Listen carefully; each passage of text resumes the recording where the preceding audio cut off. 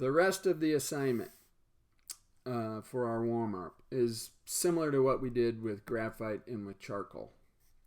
In ink pen, we want to make 2 value scales, right? Both 7 steps, and these should be fairly small, 1 inch by 1 inch, right next to one another, butted right up against one another, just like this, okay? The first value scale, we want to use a single thickness of mark that either gets closer together or further apart, or crosses. So essentially it's hatching and cross hatching, right?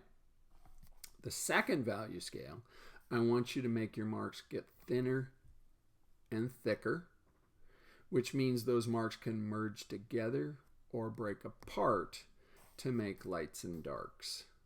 Okay? Again, we're doing the same thing here. We're trying to sharply define each square, making each line precisely end and begin against the edge. We want to work in from white on one end to black on the other end. And you can see how I've created the white square. I've either made little dotted outlines around it, or I've actually made the contrast greater by filling in around that white square here. Okay, so then this should be white, light gray, a little darker gray. This should be black, dark gray, a little lighter gray, and then this in the middle should be our 50% gray, meaning that it is 50% black, 50% white. And I did that a few different ways by different thicknesses of mark making. You can see I chose tiny marks or very thin marks on the top. I used very thick marks in the middle, and then I used marks that are between the thickness of those two on the bottom, just to illustrate how I'm making 50% gray. Again, here it's really easy when I'm using lines because I keep the thickness of the white line about the same as the thickness of the black line. Now, if you're making a value scale with, say, marks something like this, these kind of squiggly marks or dotted marks or irregular kind of marks, that's great. That's fine. I want you to pick one of these kind of marks and make your value scales with it. It doesn't have to be just simple lines, right? So let's say I'm going to make my value scale with these marks, these kind of squiggly marks, right? The darker ones need to not remain individual lines. They're probably going to need to cross, right, in one and merge so that there's very little white coming through. In the other, maybe I'm going to have to use a tool that makes the squiggles thicker, right? And then to get lighter than this, I'm going to need to break the marks apart. So just like this to get lighter still, rather than keep them as solid lines.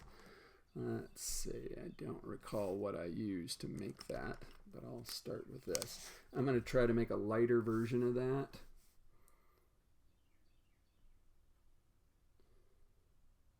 And I'll do it for just part of the square.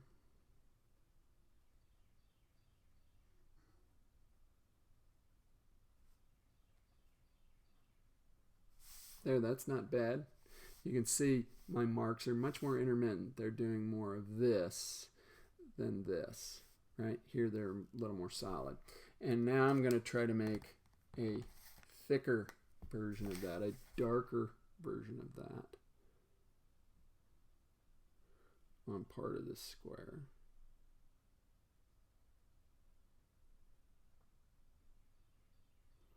So the marks don't have to look exactly the same, but they should be visually similar, right? Because if you keep them exactly the same, it's going to be really hard to make values that are light enough and values that are dark enough, right? So even though these aren't exactly the same, because they just merge and they overlap so much, they are visually similar, right? That's not bad for my dark gray with this kind of mark. Okay. And then the last 4 things that we want to do again are our contrast squares. where we have dark on dark, we have light on light, we have midtone on midtone, and then we have a high contrast one, right? And the high contrast one, I don't want to be solid black and solid white. I want it to be almost black. So it should be as dark as you can possibly make it. And then almost white, as light as you can possibly make it, right? One shape inside another. It doesn't have to be square either. It could be a circle within a square. It could be a circle within a circle. Doesn't matter, right? The dark on dark needs to be on this end of the value scale, right? Black, dark grays in here, right? We want one shape just slightly darker or slightly lighter than the other, but they both need to look dark, very, very dark. And then the same for our light. Our light on light, we need this end of the scale, right? Something that looks really light as a shape, a sharply defined shape, with another shape that's either slightly darker or slightly lighter. The challenge with making the light end of the scale is defining the shape, because if you use very, very few marks, it won't define the shape as much. I'm going to do, even though it says dark on dark here, well, actually I'll do this. I'll draw a real quick shape, and then I'll draw this shape inside with my crooked hand there. Okay, I'm going to try to make this as light as I can make it.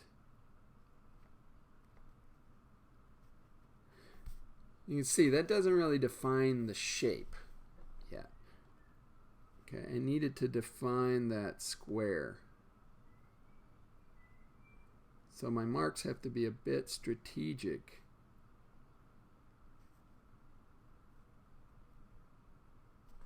To define the square. There, that looks a little more defined, so that when I get rid of my pencil lines, and you're going to want to do this on all of these when you're done, erase your pencil lines, you should see the defined shape, right? So this shape should be a little lighter or a little darker than this, but they both need to look very light, light on light. And so then our midtone would be, you know, some kind of middle gray, right, in here. So almost black, almost white, dark on dark, light on light, and a middle tone on midtone gray. On your value scales, one last note about that. If you make a value too dark, right, you can't make it lighter, don't worry that this is perfect all in a row, right? One thing that you can do is make another square just below or just above and redo that value, right? You can even make a square kind of off to the side, and you can say, yeah, this really is the one that should go there. Right, because there's something's wrong with that. You can even go to the length of making these and then cutting them out and kind of putting them all together to make your value scale. So don't feel like this has to be perfect in one shot. Again, this is like a warm-up, getting you to think more about, okay, how can I make a range of lights and darks? How can I make almost black? How can I make almost white? How can I make 50% gray? This is you thinking out loud, so you can cobble it together either physically or digitally from parts that you draw that don't all have to be in a line.